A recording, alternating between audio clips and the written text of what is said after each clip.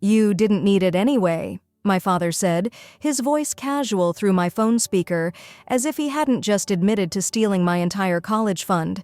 "Besides, what's done is done. No point getting upset about it now. My name is Vanessa, and at 25, I was standing in my tiny London apartment, listening to my father explain why he drained the account that was supposed to fund my final year of college. The fund I'd built through scholarships, part-time jobs, and careful savings since high school. How much is left?" I kept my voice steady, though my hands were shaking. "Left? None of it's left, honey. I had some debts to clear up, but don't worry, you're smart. You'll figure something out. Figure something out. Like, I had a choice. Like, he hadn't just stolen 4 years of my hard work while I was studying abroad, unable to stop him because he'd remained a co-signer on the account I'd opened at 17. "I see," I said quietly. "Well, good luck with that." "That's my girl," he replied, mistaking my calm for acceptance. "Always practical, just like your old dad. Listen, I've got to run. Meeting some friends for drinks. We'll talk soon." Meeting friends for drinks. With my money. My future. I sat down at my small desk overlooking the London street I'd fallen in love with during my semester abroad. 3 months left until I had to return home. 3 months to figure out how to salvage my senior year after my own father had pulled the rug out from under me. My phone buzzed again. This time, a text from him. "Don't mention this to your mom or grandmother. No need to worry them." Of course, he didn't want them to know, just like he hadn't wanted them to know about his gambling debts, his failed business ventures, his pattern of borrowing money he never repaid. I opened my laptop and began making a list. First, documentation. Bank statements showing the account's history, proof of my deposits, records of the scholarships I'd earned. Then, research, legal resources, financial aid options, potential part-time jobs. My father had always underestimated me, treated me like his backup plan. "Good thing you're pretty," he'd say when I brought home straight A's, as if my academic achievements were somehow less important than my appearance. "You can always marry rich if college doesn't work out." But I hadn't worked this hard, come this far, to let him derail my future. He thought I was being practical when I calmly accepted his theft. He had no idea that practical was exactly what he should fear. Over the next week, I pieced together the extent of his betrayal. The account had held just over $42,000, money I'd earned through academic scholarships, summer jobs, and careful budgeting. My father had withdrawn it all in a series of transfers over the past month, each one just small enough to avoid raising immediate red flags. My roommate, Emma, found me surrounded by bank statements one evening. "Your father did what?" she exclaimed, reading over my shoulder. "Can't you report him for theft?" I explained that the account still had his name on it. Legally, he had every right to access it.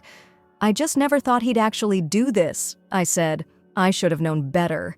I should have remembered how he'd borrowed my birthday money throughout my childhood, always promising to pay it back but never doing so. How he'd tried to convince me to take out extra student loans in my name, claiming he'd help me repay them.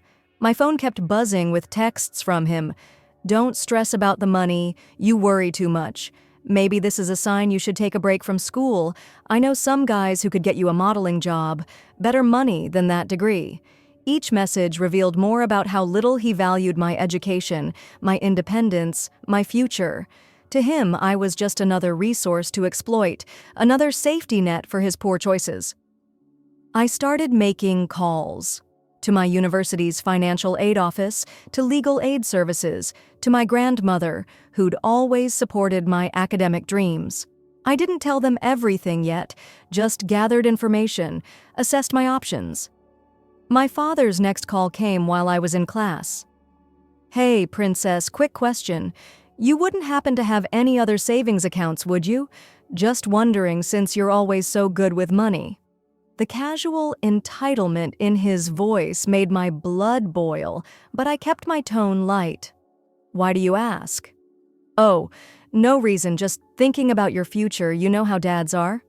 thinking about my future like he had when he drained my college fund, like he had when he tried to discourage me from studying abroad, claiming I was running away from family obligations.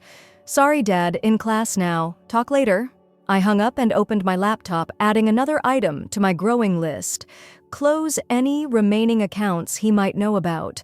Transfer everything to new accounts at a different bank. That evening, I received an email from my grandmother. Called your father today. He seemed nervous when I asked about your college fund. Is everything okay? I smiled, imagining his discomfort. He'd always been afraid of my grandmother, the only person who'd ever successfully held him accountable. Can we talk? I wrote back. There's something you should know. My grandmother's response was immediate and fierce.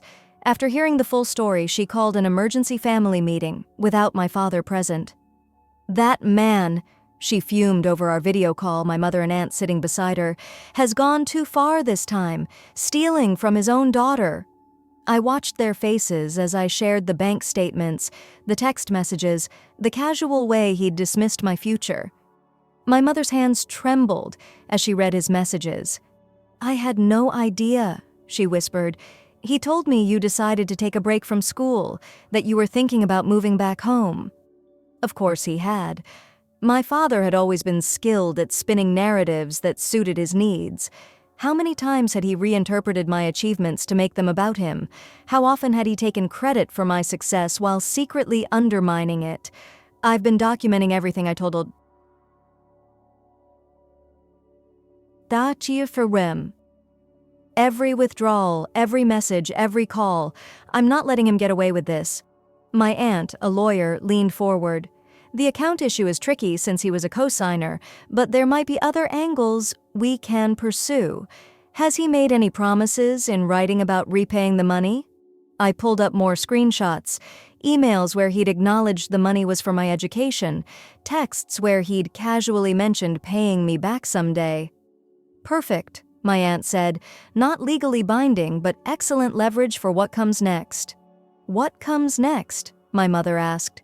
Next, my grandmother declared, we make Gregory realize exactly what he's done and whom he's done it to. The plan came together quickly. My grandmother would confront him first, letting him know the family was aware of his actions. My aunt would draft a formal demand letter, laying out his options for making restitution. And my mother would finally file for the divorce she'd been hesitating over for years.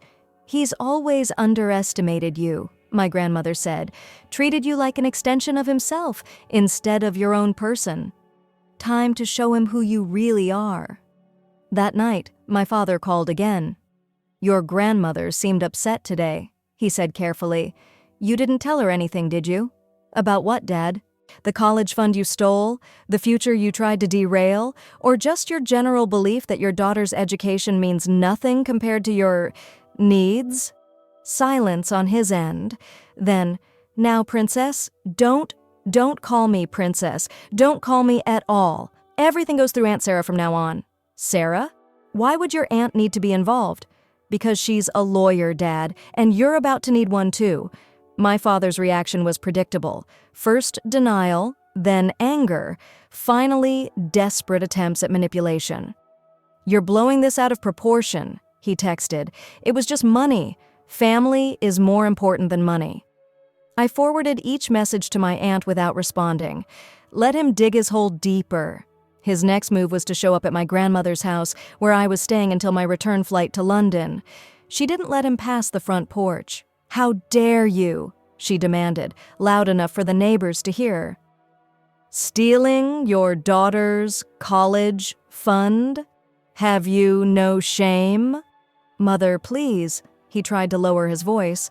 This is a family matter. Exactly. And you've betrayed your family. Now leave before I call the police. He left, but the texts continued. Your grandmother's turned you against me. I'm your father. You owe me respect. After everything I've done for you. I thought about everything he'd actually done for me, how he'd tried to discourage my academic achievements, how he'd borrowed my childhood savings, how he'd treated my success as something he could cash in on whenever he needed. My aunt's demand letter arrived at his house via certified mail. Inside was a detailed accounting of every penny he'd taken, along with options for repayment. "You can't sue your own father," he called, outraged. "Watch me," I replied, then hung up. The family fallout was spectacular. Relatives I hadn't heard from in years called to express their disgust. His sister, my Aunt Patricia, shared stories of how he'd borrowed money from her children's birthday cards, too. "He's always been like this," she said, "taking what isn't his, expecting everyone to forgive him because he's family." My mother finally filed for divorce, citing financial infidelity among other reasons. During their first hearing, his pattern of stealing from me came to light. "You emptied your daughter's college fund to pay gambling debts?" the judge asked incredulously. "I was going to pay it back," he protested weakly. "With what money? According to these statements, you haven't held a steady job in 3 years. His carefully constructed image of the fun-loving, generous father was crumbling. Every attempt to defend himself just revealed more of his true nature. The university's financial aid office proved surprisingly helpful. Once they understood the situation, they helped me secure emergency funding and worked out a payment plan for my final year. My grandmother insisted on covering what she could, though I was hesitant to accept. "Unlike your father," she said firmly, "I understand the value of education and of keeping promises." My father's response to the demand letter was to claim poverty, insisting he had no way to repay what he'd stolen. Then, my aunt discovered his new car purchase, the vacation photos he'd posted on social media, the country club membership he somehow still maintained. "He's not broke," she explained. "He's just good at hiding assets, but not good enough." His text messages grew increasingly desperate. "You're ruining my life," he wrote. "My own daughter turning against me like this? I raised you better than this." Each message showed more of his true colors. The loving father act dropped away, revealing the manipulator beneath. The final straw came when he tried to turn my younger cousins against me, telling them I was trying to bankrupt him out of spite. Instead, they shared screenshots of his messages, adding to my growing file of evidence. "Remember when Uncle Greg told us our college funds were safe with him?" my cousin Jake wrote. "Guess we know what that meant." My aunt helped them secure their own accounts before he could strike again. His pattern of financial abuse was finally being exposed, one family member at a time. During my mother's divorce proceedings, more revelations surfaced. He'd been hiding money for years, taking out loans in her name, even trying to remortgage their house without her knowledge. He's been treating the whole family like his personal ATM, my mother realized, and we all just kept making excuses for him. My grandmother arranged a family meeting again, without him present. Relatives shared stories of loans never repaid, promises broken, trust betrayed. Each story strengthened our resolve to hold him accountable. He's always counted on family loyalty to shield him from consequences, my aunt observed. Time to show him that loyalty goes both ways. The consequences hit my father like dominoes falling. First, my mother's divorce attorney uncovered his hidden accounts, leading to a much larger settlement than he'd anticipated. Then my aunt's legal pressure forced him to agree to a repayment plan for my stolen funds, with interest. His careful facade of the generous, fun-loving dad crumbled completely when the family learned he'd been borrowing money from elderly relatives, promising returns on investments that never materialized.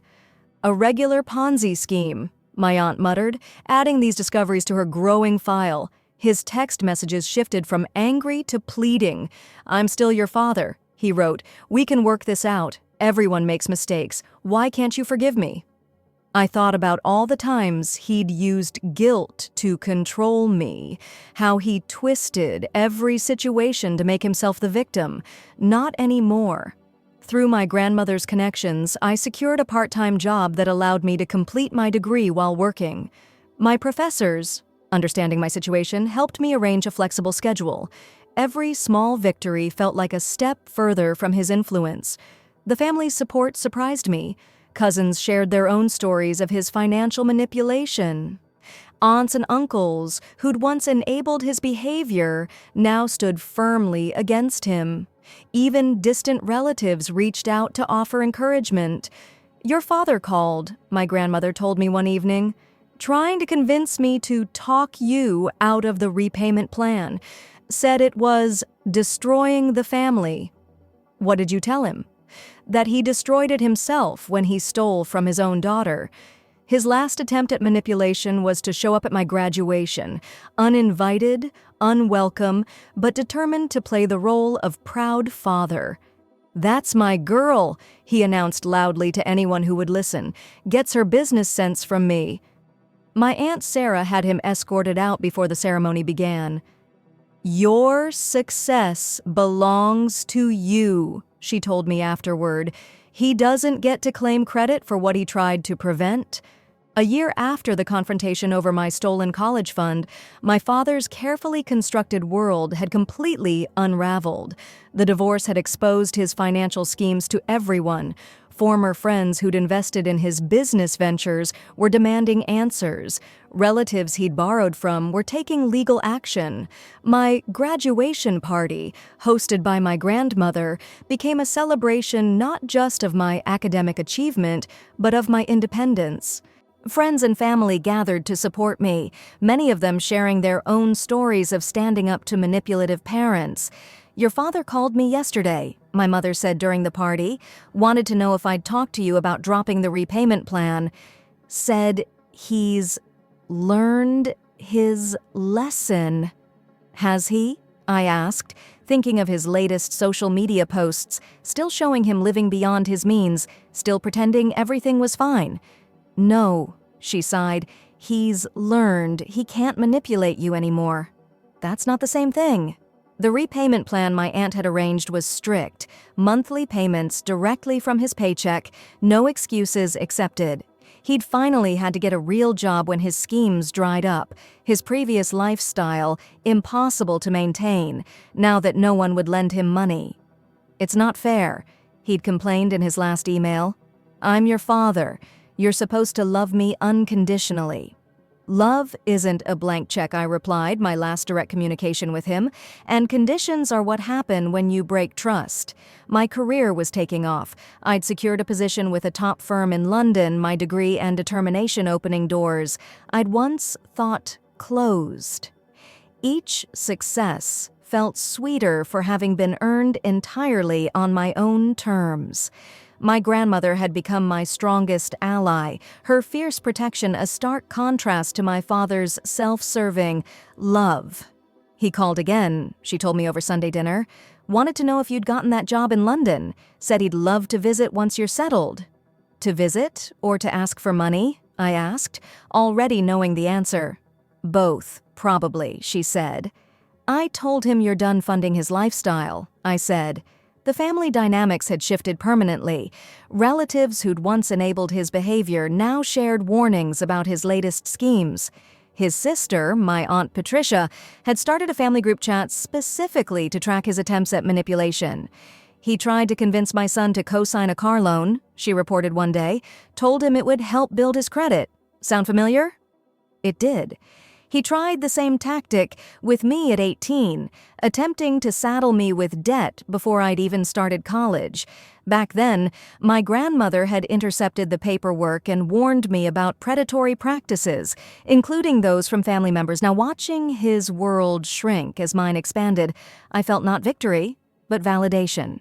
Every payment he made, forced by legal pressure rather than paternal responsibility, proved what I'd always known. He was capable of doing the right thing. He just never thought he had to. My success had become a form of protection. The more I achieved, the less power he had to affect my future. The degree he tried to derail now hung on my wall, each accomplishment a reminder that his greatest mistake wasn't stealing my money, it was underestimating my resolve. My return to London marked a new chapter. The firm had offered me not just a job, but a future I'd built, despite my father's attempts to derail it. My small flat in the city became a symbol of independence, paid for with my own money, decorated with my own taste, free from any influence he might try to claim. His attempts to maintain contact became increasingly transparent. First came the birthday card, the first he'd sent in years, with a carefully crafted message about how proud he was of our achievements. "Did you see how he signed it?" my mother asked over the phone. "Love, Dad, your biggest supporter." The audacity of that man. Then came the social media posts, tagging me in old family photos with captions about how he'd always encouraged my dreams. Each post carefully curated to paint himself as the devoted father who'd sacrificed everything for his daughter's success. My Aunt Sarah helped me draft a cease and desist letter when the posts escalated to claims about his investment in my education. "He's trying to rewrite history," she explained, "make sure there's a paper trail proving otherwise." His response was predictable. More attempts at manipulation, more claims of family loyalty, more hints about his financial struggles. But his words had lost their power to hurt me. Through family gossip, I heard about his latest schemes. He'd started telling people he had connections in London, suggesting he could help their children find opportunities abroad. Each attempt to profit from my success backfired when they contacted me to verify his claims. "Your father says you're hiring at your firm," one family friend wrote. "He offered to put in a good word for my daughter for a small consulting fee, of course." I wrote back, explaining that my father had no connection to my firm, no influence over hiring, and no right to charge fees for false promises. Each response felt like another brick in the wall between his lies and my truth. My grandmother visited me in London, her first trip abroad at 70. Seeing my life through her eyes, the career I'd built, the home I'd made, the future I'd secured, brought everything full circle. "You know what makes me proudest?" she said over dinner at my favorite local pub. "Not just what you've achieved, but how you achieved it. You didn't let him turn you bitter. You just got stronger." That evening, I received another text from him. "Heard Mom's visiting the flat, must be cramped. I know some great hotels if you need help with the expense." I showed my grandmother the message, and we both laughed.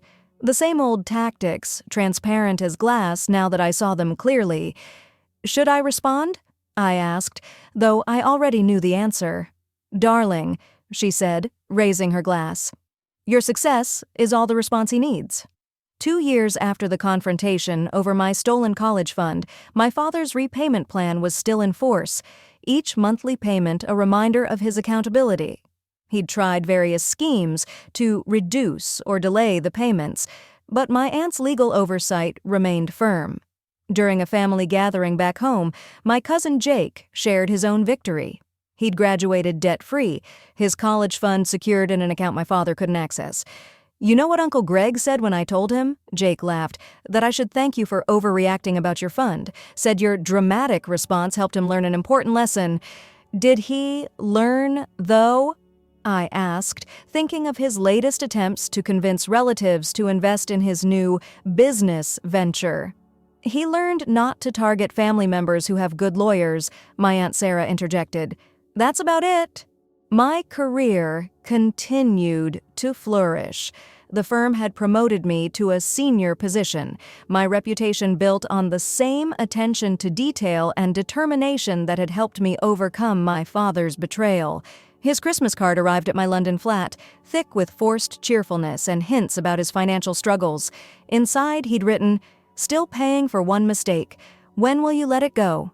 I pinned it to my bulletin board next to my degree and latest promotion letter, reminders that his one mistake had failed to define my future. His signature at the bottom, once a symbol of paternal authority, now looked exactly like what it was, the mark of a man who'd bet against his daughter's strength and lost. At my firm's annual charity gala, I was asked to speak about persistence and overcoming obstacles. I didn't mention my father directly, but I talked about the moment I'd learned my college fund was gone, not as a story of betrayal, but as a lesson in self-reliance. Sometimes, I told the audience, the people who should support you the most become the obstacles you need to overcome. Their underestimation becomes your motivation. My father saw the speech online. Someone had shared it in the family group chat he'd been excluded from. His response came through my grandmother. "He's still angry," she told me. "Says you're using my mistake to get attention." "No," my grandmother had replied. "She's successful, using her strength to help others. There's a difference." The last payment from my father arrived on a Tuesday, the final installment of the money he'd stolen. He'd attached a note. "Now can we be family again?" I filed the receipt with all my other documentation, the bank statements, the demanding texts, the social media posts, where he'd tried to rewrite history, not because I needed them anymore. Story 2. I can still clearly recall the day my parents dashed my hopes. I had just graduated with honors from business school at the age of 23, excited to join our family's restaurant business. Megan Mullally Neighborhood Grill was my grandfather's legacy. He started with one modest diner and grew it into a thriving network of 51 eateries spanning 3 states. I had worked in those restaurants since I was 15, doing every job from washing dishes to managing a store. I thought the dinner that night was to welcome me into the company. But then Dad said, "The business is going to your sister." I went cold. "Carol has the right mindset for success," I added. Suddenly, I wasn't hungry as I glanced down at my plate across the table. My sister Carol smirked. She was 26, had never worked in a restaurant, and spent most of her time shopping and posting online about being a future CEO. "But Dad," I said, trembling, "I've worked in the restaurants for years. My degree is in business. I know how everything works." "That's sufficient." "Ashley," Mom interrupted, tapping her wineglass on her expensive bracelet. "Your sister has a natural ability to lead. You're simply too." She halted and shared a glance with Dad. "To what end?" I asked, my heart pumping. "For this type of responsibility. Too simple." At last, she spoke. I felt like I had been smacked. Carol looked at her manicured nails and sighed.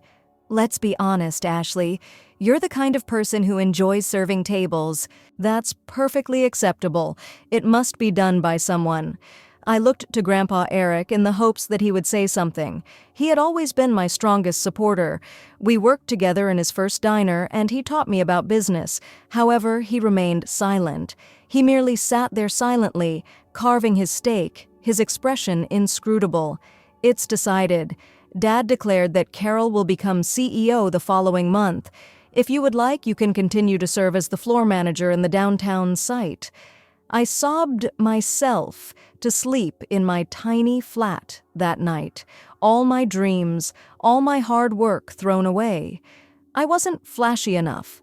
I didn't fit their idea of success. The next morning, I went to work like always, holding my head high. Despite the staff's pitying glances at me, they had all heard the news. Months passed. Carol's concept of leadership primarily involved sharing inspirational sayings on the company's social media pages and having lengthy lunches with friends. I kept quiet as she made disastrous mistakes, dismissing advice from seasoned supervisors. Dad supported her no matter what, even after earnings began to decline. Then I got to know Nicholas. He walked into my restaurant one afternoon looking for lunch and ended up staying for 4 hours. Completely fascinated as I talked about how restaurants work. He was different from anyone I had ever met. Kind, intelligent, and genuinely curious about my thoughts. A successful software entrepreneur, he found value in my straightforward manner of conducting a firm. The highlight of my life was our brief romance. Within a year, we were planning our wedding. The response from my family was just what I had anticipated, aloof and contemptuous. She found someone, at least. When we announced our engagement, Mom said, "Perhaps she will no longer work at all." "Not likely." Carol laughed. Ashley enjoys being a servant. Under the table, Nicholas squeezed my hand.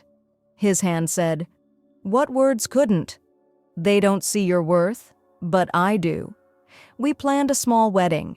It was nothing like the extravagant party Carol had hosted the previous year when she married the son of a politician. In order to avoid seeming foolish in front of their wealthy acquaintances, my parents provided just enough money. My wedding day was a lovely and bright morning. A courier brought a letter to me while I was in the bridal suite. The envelope had thick, premium paper on the front. The words that were to be delivered to Ashley Graham on her wedding day were written in a handwriting that was familiar. I opened it, my hands trembling. Grandpa Eric gave it to me. Shortly after Carol became CEO, he had died 4 months prior. He passed away unexpectedly, a heart attack in his sleep. The family had been astonished when they found Noel, just instructions that all his assets would be handled by his lawyers. I inhaled deeply before beginning to read. If you're reading this, it's my darling Ashley. There have been 2 incidents. By the time you read this, I will no longer be here. And today, you are marrying the man you love. More than anything, I wish I could be there to see you in your stunning dress and to accompany you down the aisle, and to tell you in person how proud I am of you. But since I can't, I hope this letter will be my final gift to you. Tears obscured my vision as I continued reading. My hands trembled, my heart racing with every syllable. I have watched you be underestimated your entire life. Your sister and parents never recognized your actual value. They mistook your kindness for weakness, your attention to detail for simplicity, and your hard work for servitude. However, I noticed something entirely different. I recognized myself in you. The same fervor, the same resolve, the same comprehension of what constitutes a genuinely successful firm. It has nothing to do with money or power. It's about humans.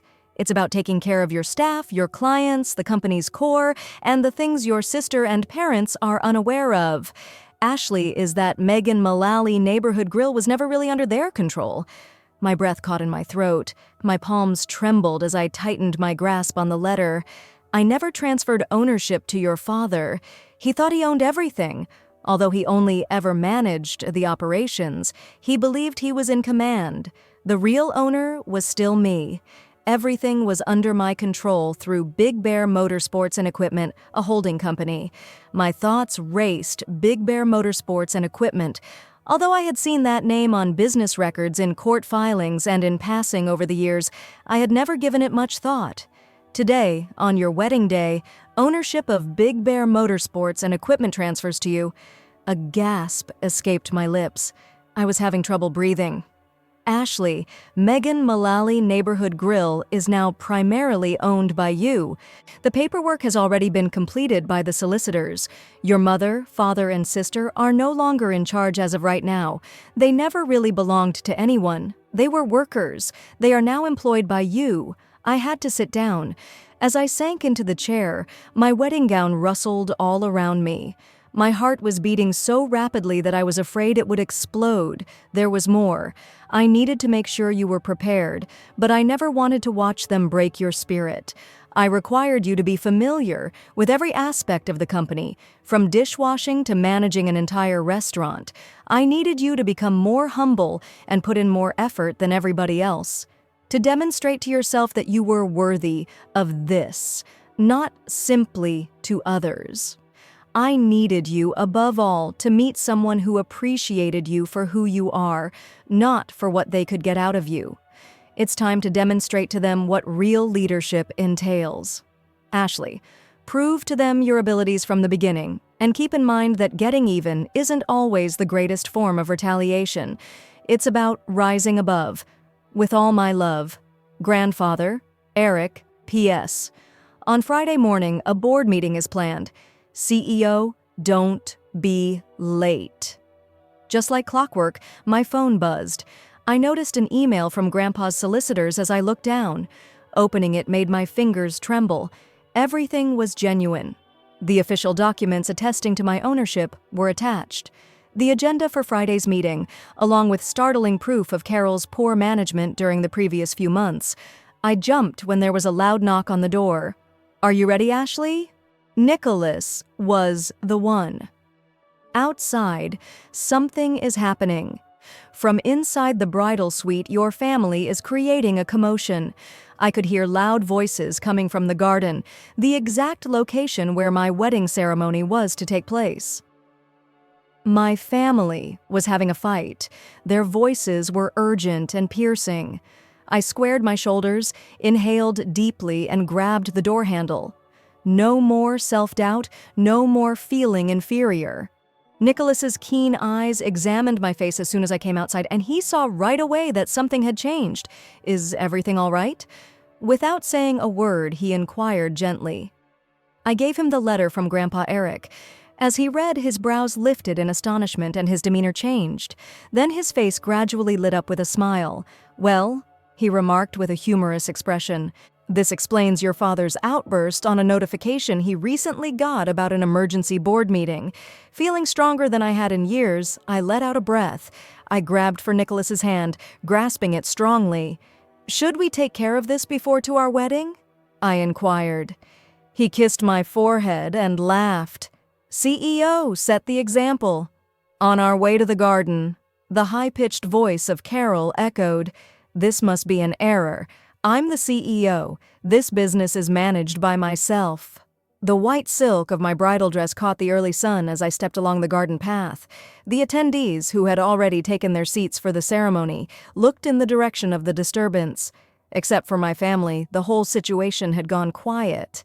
Dad was standing there, his knuckles white from holding his phone so tightly, his face red with rage. Mom had a nervous habit of constantly smoothing her pricey dress whenever she felt uneasy.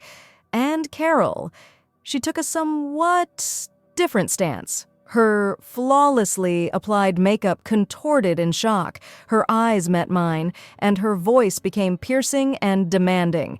"What's happening?" She lost her temper. "Why are emails regarding an urgent board meeting being sent to us?" Her voice then abruptly broke into a screech. "Why are you listed as the CEO?" I gave them a look, observed them closely.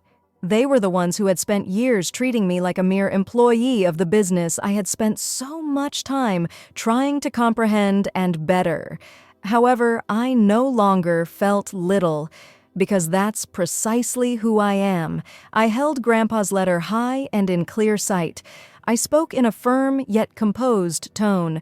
"Would you want to read the words of Grandpa Eric?" Dad grabbed the letter out of my hands and swiftly skimmed over the words. With each paragraph they read, Mom and Carol's faces became darker as they leaned over a shoulder. The wedding guests watched the drama unfold in stunned silence. "Dad?" God's hand shook as he grabbed the page. His mouth opened, but initially he remained silent. At last, he muttered this. "This isn't feasible." However, I saw it in his eyes. He was aware that it was true. He was aware that Big Bear Motorsports and its equipment had been in charge of everything for a long time. It was mine now. They believed they were in control all along, but they were only employees. They were now employed by me. I inhaled deeply before meeting my father's gaze. "I have verified all of this. Dad, you were never the proprietor. You were merely a worker. Like me, a manager." Carol gasped in rage and then sprang at me, stabbing my chest with a manicured finger. "You have this planned?" Her angry voice trembled as she made the accusation. "Somehow, you fooled Grandpa. He would never have done this before I had a chance to reply."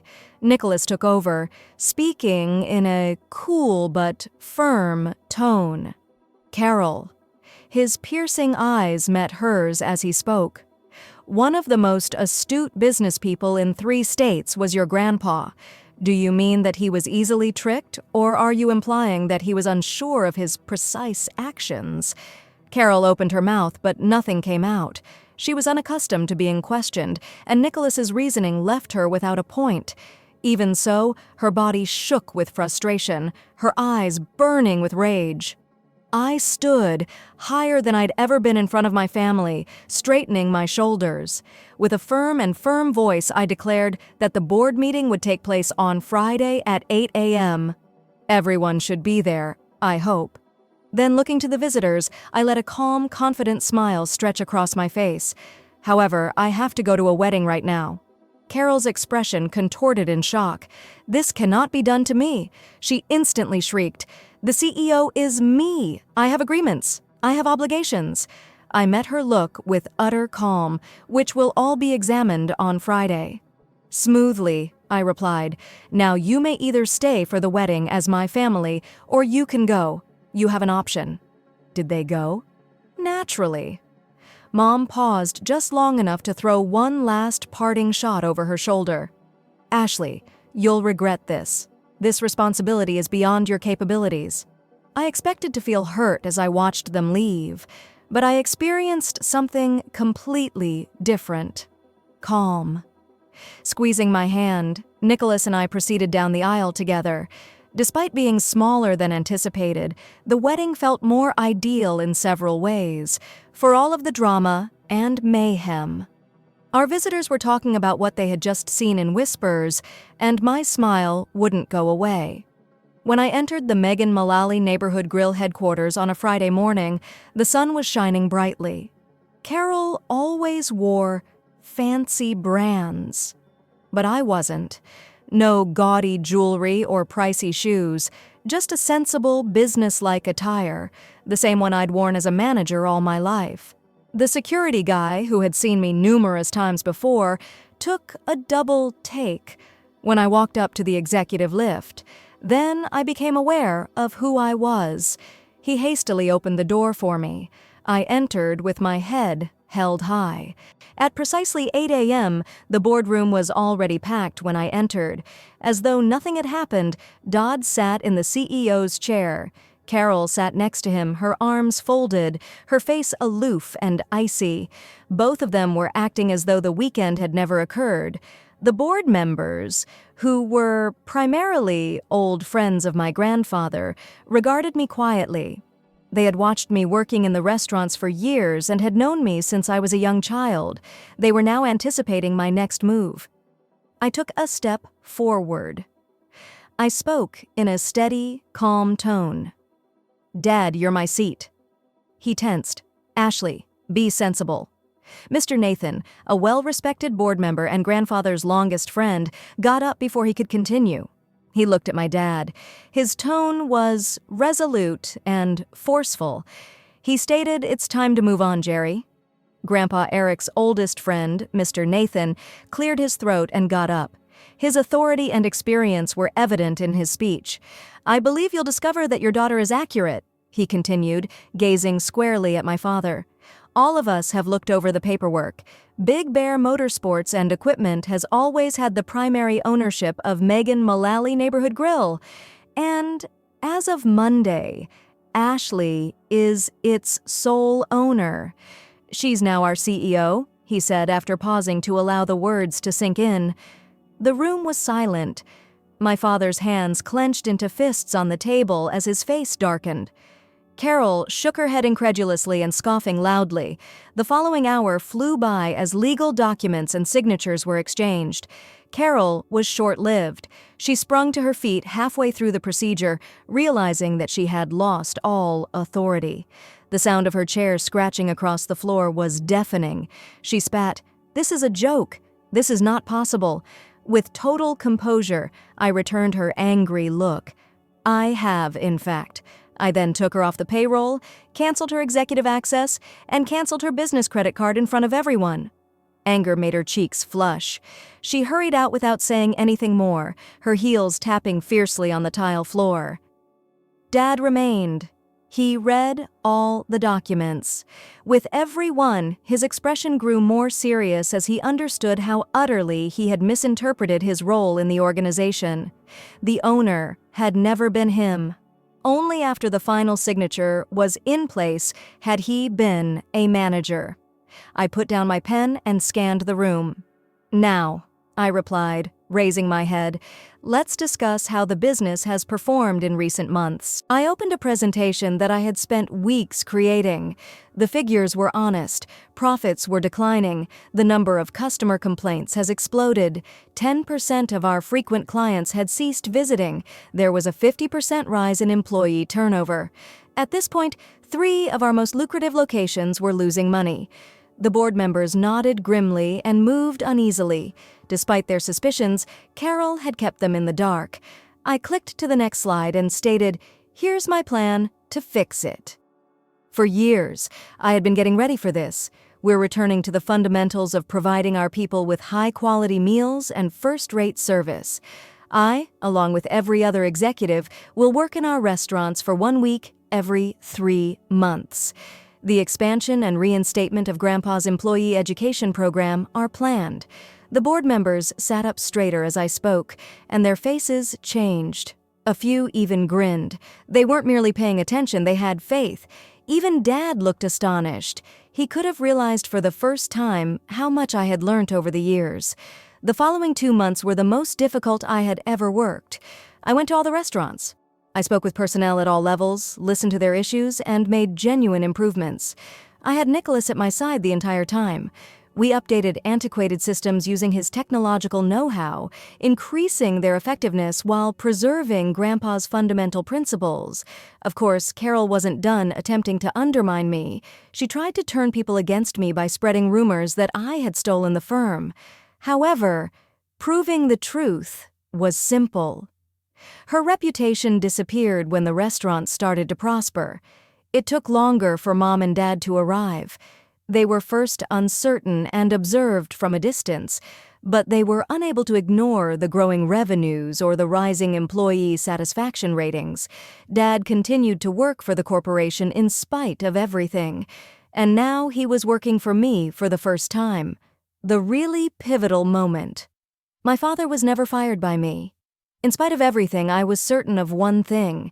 He was good at what he did when he put operations ahead of image and prestige, and the business came first, regardless of what had transpired between us.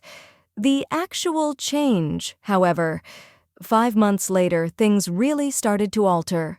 At Grandpa's original cafe, I was on the supper shift, the very first restaurant he had ever created. I did something about it, frequently.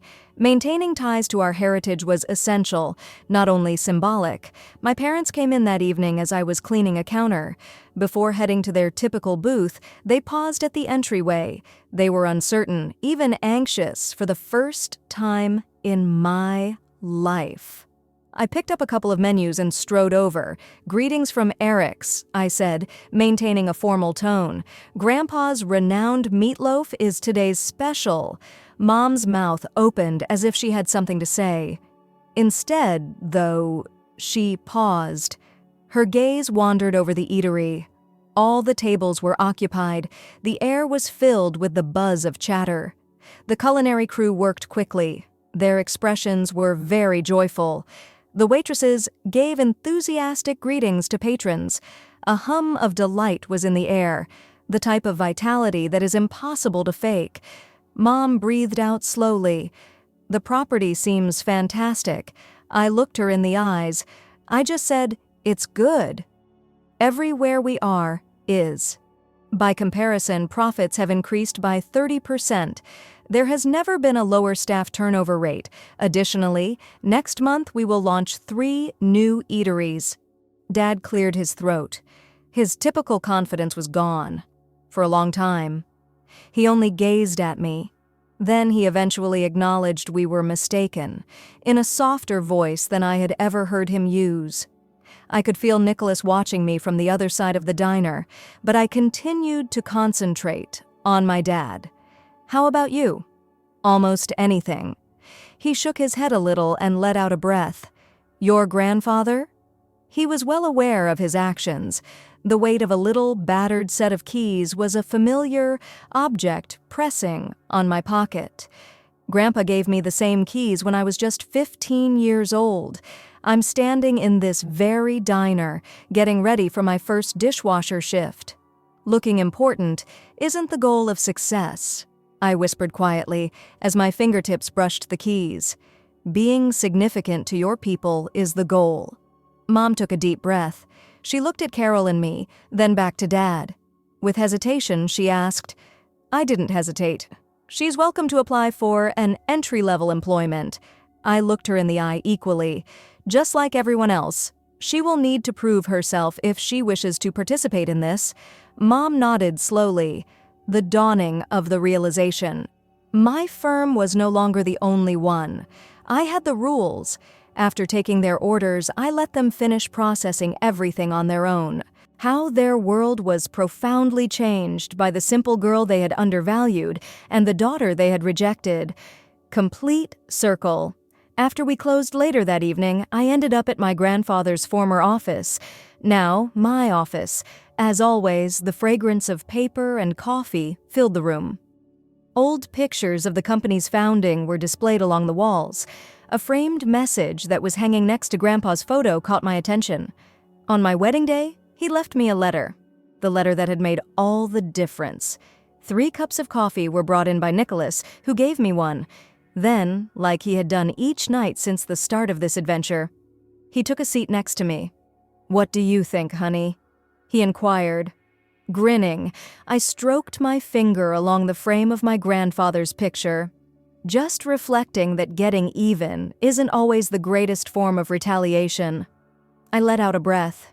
My heart is full.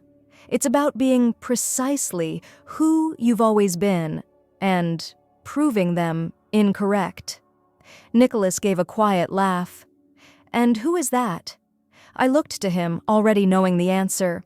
The girl who began as a dishwasher because she liked this business. The woman who remembers the names of all the employees. Still working the dinner shift is the CEO. I got up and gathered my belongings. "Let's go home, please." I smiled as I spoke to Nicholas. I would want to prepare Grandpa's delicious apple pie for tomorrow's employee scholarship banquet. Nicholas laughed. "Are you baking this? I must see." Feeling lighter than I have in years, I laughed.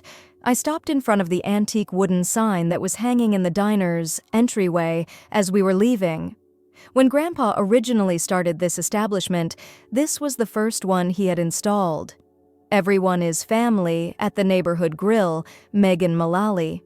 For a long time, such phrases had seemed like a kind way to greet clients. Now, however, at last they were real.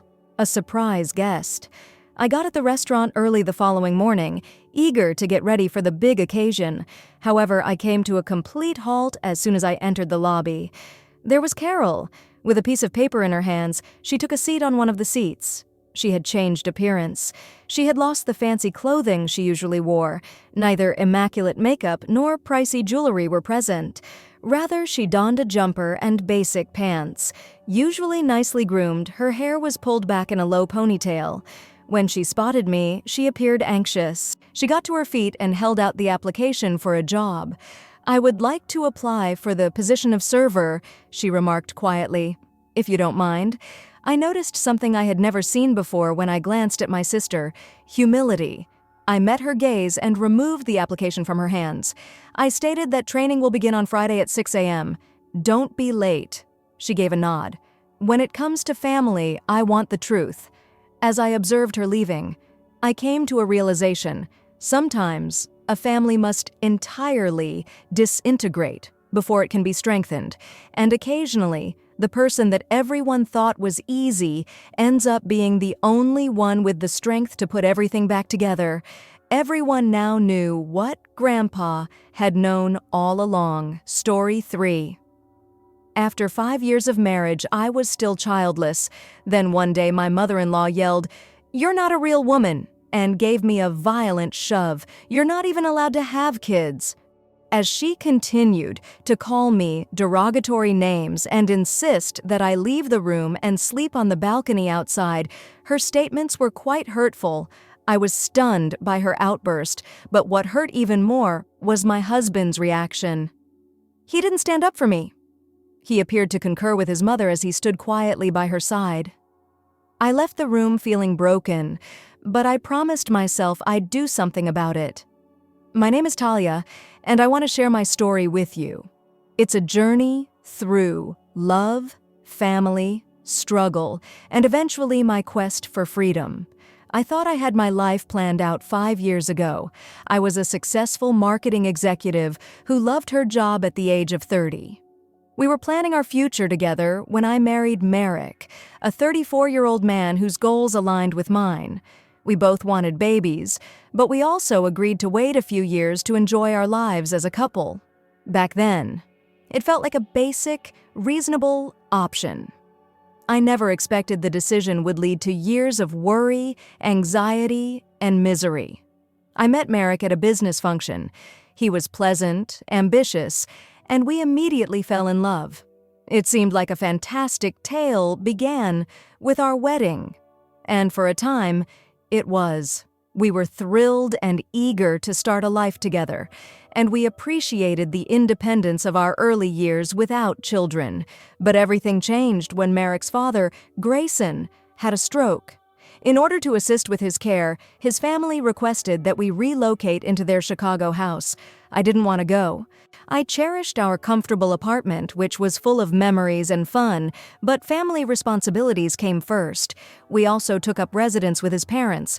What I initially believed to be a short-term agreement lasted for several months. The adjustment to living with Merrick's family was quite significant. Unspoken expectations and ongoing tension kept the home occupied. His mother, Marigold, was particularly tough. She was a traditional housewife who thought that being a wife and mother should be a woman's main responsibilities. From the moment I stepped into their home, I felt the weight of her expectations pressing down on me. Marigold thought that having children was a prerequisite for being a good woman, and since I hadn't given her a grandchild, she started to target me. She was subtle in her critique at first. She would suggest things like, "You really need to work hard or learn how to cook better. A wife should support it more." I made an effort to ignore these hurtful remarks. I concentrated on my profession, putting in hard hours and showing that I could contribute financially. I hoped that by working hard and being dedicated, Marigold would see my worth beyond her conventional perspective. However, her remarks became increasingly hurtful as the months stretched into years. I will never forget coming home fatigued from a long day at work to discover Marigold waiting for me. "Talia, a true woman, knows how to take care of her family," she said, casting a scornful glance at me. "How you fit into that picture is beyond me." Her remarks felt like a smack in the face. She made me feel inadequate and that I was failing, in spite of all my accomplishments. Mark attempted to stick up for me at first. He would inform his mother, "We're trying to conceive, and Talia works hard. It simply needs time." However, I felt more alone than ever as the months went by, and I could tell he was beginning to cave in to his mother's demands. The breaking point came when Merrick's sister Juniper arrived home suddenly. She was pregnant and just divorced, and her entrance sent the household into disarray. Marigold was overjoyed to learn that she would soon have a grandchild. Marigold then made a startling choice. She concluded that my room would be necessary for Juniper. "You'll have to go to the balcony, Talia." Marigold placed her order as though it were the most commonplace thing ever. I couldn't speak. When my mother-in-law shoved me and exclaimed, "You're not a real woman," I was caught off guard. "You are of no use. You're not even allowed to have kids." I was ripped apart by what she said. My heart was hurting as I stood there in disbelief. I turned to face Merrick in the hopes that he would defend me. His voice was weak, but he did protest, hesitant, as though unsure of his desire to oppose his mother. As I stood there, feeling as though I could hardly breathe, I became acutely aware of how alone I was. Marigold's words rang in my thoughts, piercing deeper than I ever believed possible. "You're not a true lady if you can't make sacrifices for family," she snapped, throwing names at me that felt like sharp stones. I turned to Merrick, anxious for some assistance. "Merrick, please." In the hopes that he would at last defend me, I pleaded, "Defend me." However, he simply stood there, mute and caught between me and his mother. In that instant, anger surged through me. How could he allow her speak to me like this? I decided I'd had enough at that moment. Marigold had insisted that I move out to the balcony that night, but I also knew it was time to take action. I came to the realization that I couldn't continue to invest my time and money in a family that didn't really appreciate me, so I made a daring move. I stopped contributing financially. I stopped making payments on bills, groceries, and other household expenses. This decision was both empowering and frightening. I knew my income mattered to them, and without it, they'd struggle. The tension in the house became intolerable as the days went by. Marigold and Merrick were outraged. In the evenings, I could hear them arguing. As the financial strain became more obvious, their voices grew louder. Their voices were full of frustration as they blamed one another. And for once, I felt a sense of fulfillment. At last, I was taking back some authority over my life. After a month or so, Merrick and Marigold approached me to apologize. They acknowledged that they had misjudged my contribution to the home, both monetarily and in terms of preserving harmony. Yet, as I listened, their apologies felt empty, like they were just trying to pull me back into their lives to make things easier for themselves. By then, my heart had hardened. I had made up my mind I was done. I didn't want to continue sacrificing myself for something so unbalanced, and the dream of a life full of love and respect for one another was fading. I started planning my next steps carefully. I submitted a divorce petition. I packed my bags and headed for New York City. The leap was enormous, and the thought of starting over was both exciting and terrifying. But deep inside, I felt it was time to discover myself again. Moving to New York seemed like a breath of fresh air. My new apartment was small, but it had a cozy charm nestled in a vibrant neighborhood. The atmosphere of the city was exciting. Around me, life is humming and people are rushing past cars. The peaceful, stifling environment of Merrick's family home stood in sharp contrast to this, and I was able to breathe for the first time in years. I jumped right into my new position at a marketing company. Being back in a setting where my abilities were valued felt fantastic. I took on difficult projects with driven coworkers, which rekindled my enthusiasm for my job. Every accomplishment felt like a victory, proof that I was strong and capable on my own. Still, even as I embraced my newfound freedom, the memories of my old life haunted me. I missed the idea of family, the love I once believed I shared with Merrick. I'd lie awake some nights wondering if I'd made the proper choice. The emotional wounds left by Marigold's harsh words and Merrick's silence lingered, a constant reminder of everything I'd endured. One evening while I was working late on a campaign, my phone buzzed. Eric had left a message. "Can we talk? I miss you." My heart fell. Since I had departed, I had not heard from him, and I felt a wave of nostalgia and rage wash over me. A part of me wanted to respond so I could hear his thoughts, but I was also apprehensive, reminding me to keep looking forward. I finally agreed to meet him at a small coffee shop close to my house after much back and forth. He was seated in a corner as I stepped in, appearing both relieved and nervous. He brightened up when he spotted me, but kept his gaze low, almost as if he was ashamed. "Talia," he said, standing as I approached, "I'm so delighted you came."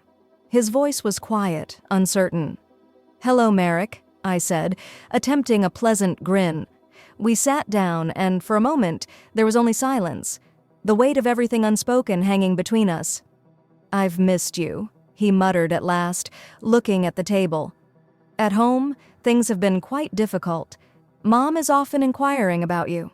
I felt an ache in my chest, but I pushed it down, concentrating on the query I wanted him to respond to. "And what about you, Merrick? How are things going for you?" I asked, my voice firm yet steady. He looked up, struggling to find the words.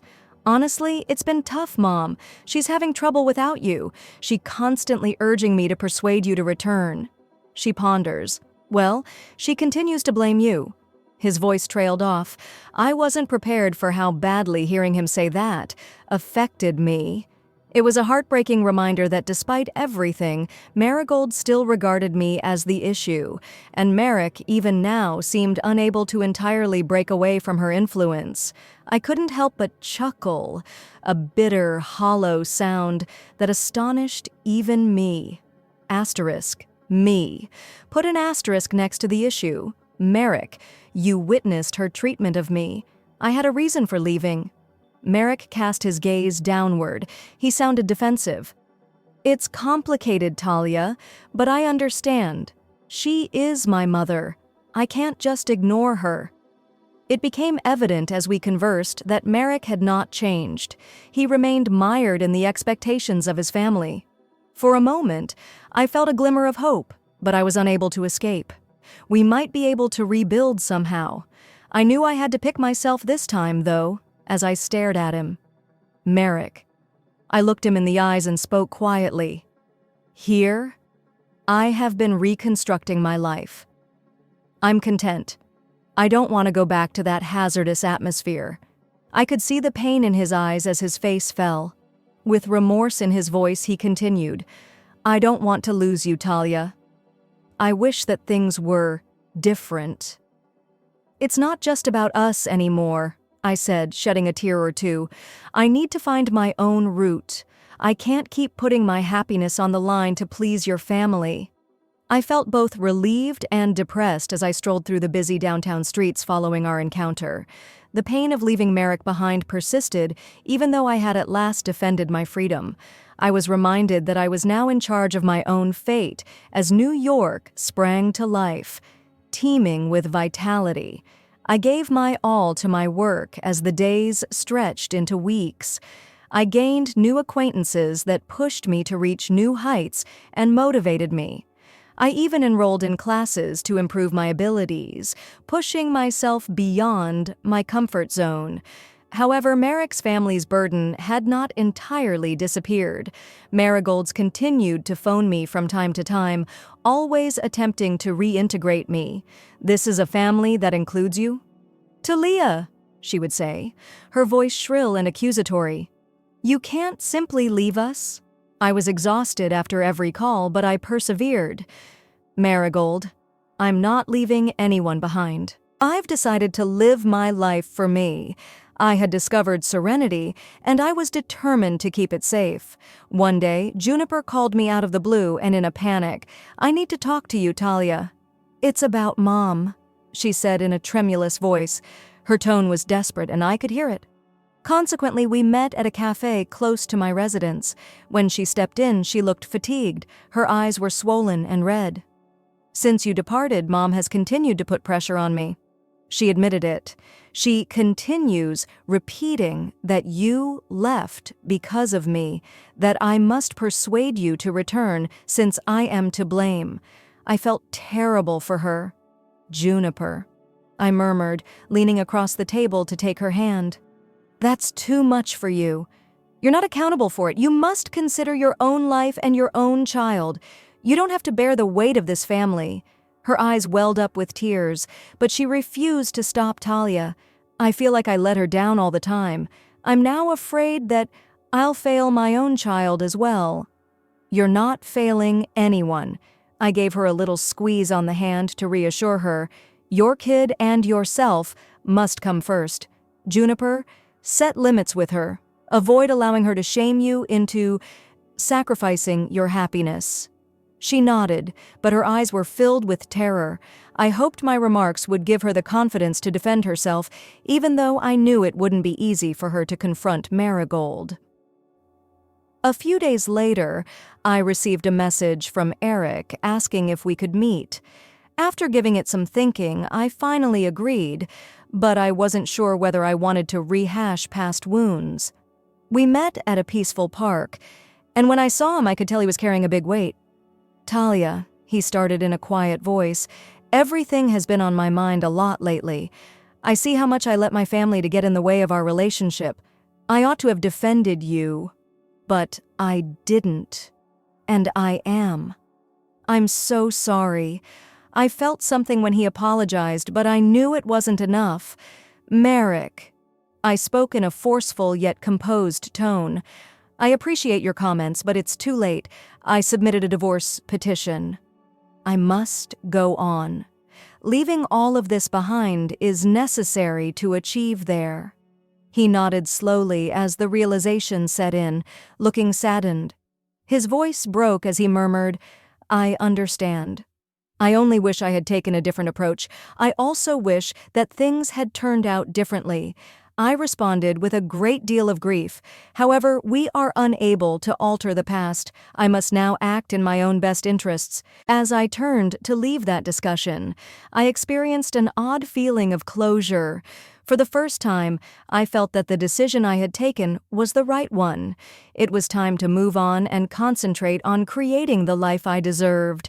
In the weeks that followed, I could feel myself becoming stronger, more self-assured, and at last, at peace. I was totally present in the life I was creating for myself, embracing every day. I put all of my energy into my work and even took up painting again since I knew that I could make my own happiness. Every brushstroke seemed like a tiny fragment of who I was coming back to, a means of letting go of feelings I had long suppressed. Then one evening, Juniper phoned. Her voice was different this time, though. More powerful, more positive. "Talia," she said. At last, I informed my mother that I needed some distance. Although it wasn't simple, I succeeded. "I'm attempting to establish the limits you mentioned." A wave of pride swept through me. "That's amazing. Juniper, I'm really pleased with you. Although it's difficult, it's a significant step in the right direction." I felt hopeful when the call came to an end, recognizing that achieving my own independence was not the only goal of my path. It was also about assisting Juniper in finding her. I was prepared to take on the challenges that lay ahead. I was learning to accept the future I had always desired and let go of the past. I had a range of feelings after filing for divorce, including relief, despair, and a persistent worry. Although it was a difficult decision, I felt in my heart that it was the correct one. I had to leave the poisonous atmosphere and start living for myself. Trying to fit into a life that wasn't really mine had taken up too much of my time. It was time to get on with things, to abandon everything. Divorce was a draining process. Merrick made an effort to persuade me to reconsider, saying we could start over and that he would confront his mother. However, I was aware that turning around would merely keep me stuck in the same pattern. "Merrick," I told him strongly, "I'm finished. Your mother isn't the only issue here. It has to do with my longing for a life free from ongoing criticism and devaluation." Despite his devastated appearance, he could see I meant it. Upon signing the documents, I felt as though a burden had been removed. I was at last free of an emotionally draining marriage. There was more to this than simply breaking up with Merrick. It was about taking back my voice and identity. Marigold was not pleased with the news, as was to be expected. In a fit of rage, she called me and accused me of destroying their family. "How could you harm Merrick and us like this?" "You're self-centered," she shouted. There was venom in her voice. However, her remarks didn't have the same effect on me this time. I responded quietly. "Marigold, your family's happiness is not my responsibility. Now I have to look for myself." I knew it was the last time I would allow her to control me, so I hung up.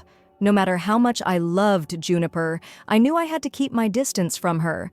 I thus wrote her a sincere note in which I explained that I needed time to recover and move on. Although saying goodbye was painful, I felt it was essential to genuinely start again. I concentrated on starting a new life for myself in the months that followed. I gave my all to my work, taking on difficult initiatives that rekindled my enthusiasm for marketing. After moving into a gorgeous new apartment with a view of Central Park, I felt like I belonged there. I attended our classes, went about the city, and gained friends who accepted and cherished me for who I was. Not everything was simple. There were times when I felt alone and wondered if I had made the proper decisions. However, those uncertainties were short-lived, and I reminded myself of the courage required to leave a life that was choking me. I became aware of my progress one day while walking in Central Park. The anguish and bitterness that had burdened me for so long had been released. The lady who felt helpless and trapped was no longer me. I was at last at peace, self-reliant, and self-assured. In retrospect, I see that my path involved more than just escaping a domineering family or a terrible marriage. It was about rediscovering who I was, my power, my voice, my value. To embrace the future I genuinely deserved, I had to let go of everything that was preventing me from moving forward. I now look forward to each day when I wake up.